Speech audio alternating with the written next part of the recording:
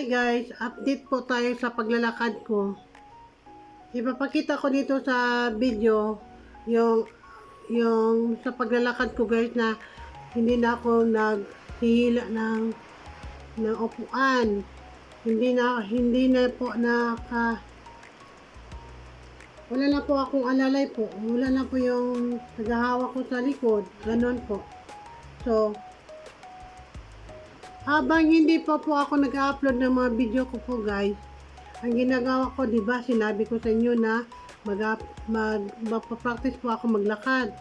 So, ang ginagawa ng asawa ko, kasi ito, mabigat kasi ito guys eh. Mabigat ito kasi ito yung half ito sa katawan ko is stroke. Pati yung pap ko. Ito po, hindi ko po kayang dalhin na po, yung ganito ba? Yung isang kamay ko na ganito. Kasi mabigat guys. Di ba sabi ko sa inyo na puro patay yung ugat ko dito. Mabigat. So, ang ginawa ko po, habang nag-practice akong maglalakad, na ako lang, at saka yung sungkod ko, ilalagay ko po ito dito po sa pantalon ko po, sa damit ko, ilagay ko ba? Isuktok ko dito sa para may po sa isip ko po, para may naghahawak din po ba sa isang kamay ko. Kasi ang ginagawa ko pag nagpa-practice ako, bit ito ng asawa ko habang nagpa-practice ako at dala-dala kong sungkod. Opo. Tapos pag ako naman mag-isa na hindi nakasama yung asawa ko na mag-practice ako, ilalagay ko ito dito sa may pantalon ko po. Ilalagay ko dito. Ganito po guys, oh. Ganyan.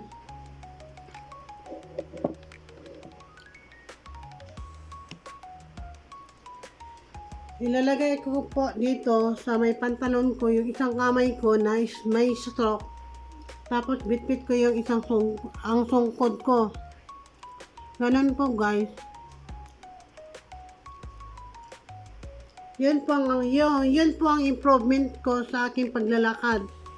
Na hindi na ako nagtutulak ng upuan, hindi na ako nagtutulak ng walker.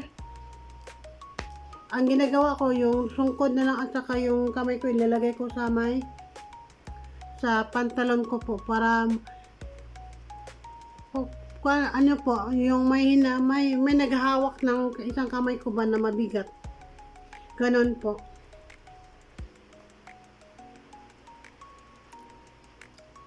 So, makikita niyo po dito sa video guys na naglalakad ako na sungkod lang at saka yung kamay ko na nilagay ko sa pantalon ko po.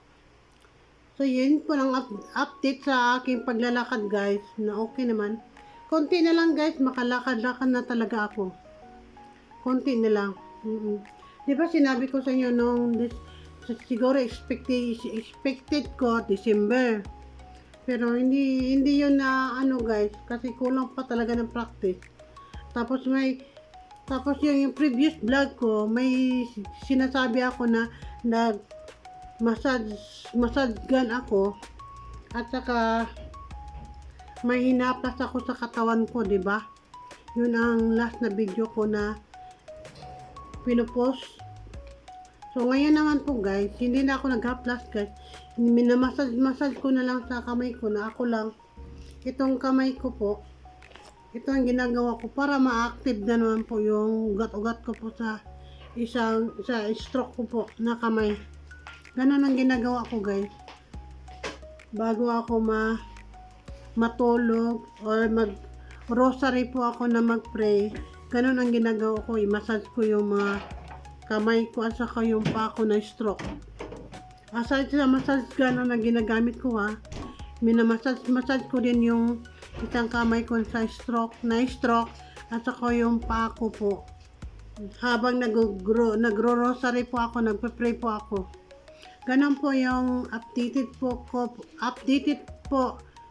sa mga video ko po. Medyo natagal-tagalan po ako na mag-vlog. May reserve na po akong 2 video po. Pero hindi ko pa na-edit yun. Hindi ko pa na-post. Ito lang po muna yung ipopost ko yung updated sa paglalakad ko sa aking as a stroke person.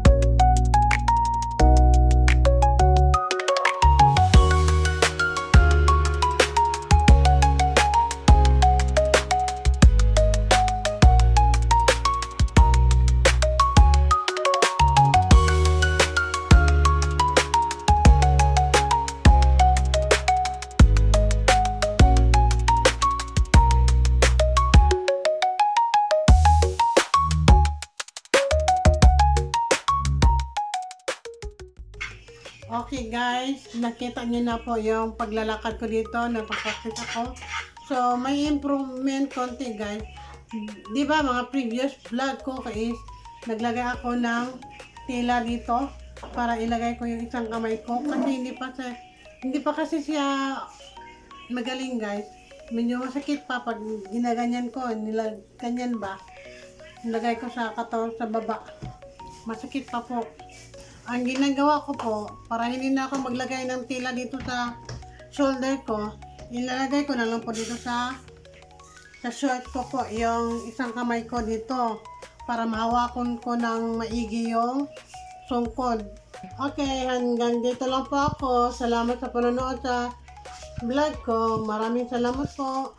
Don't forget to subscribe my channel para ma-update ko kayo sa mga susunod na upload ko na video. Maraming salamat po. Bye-bye!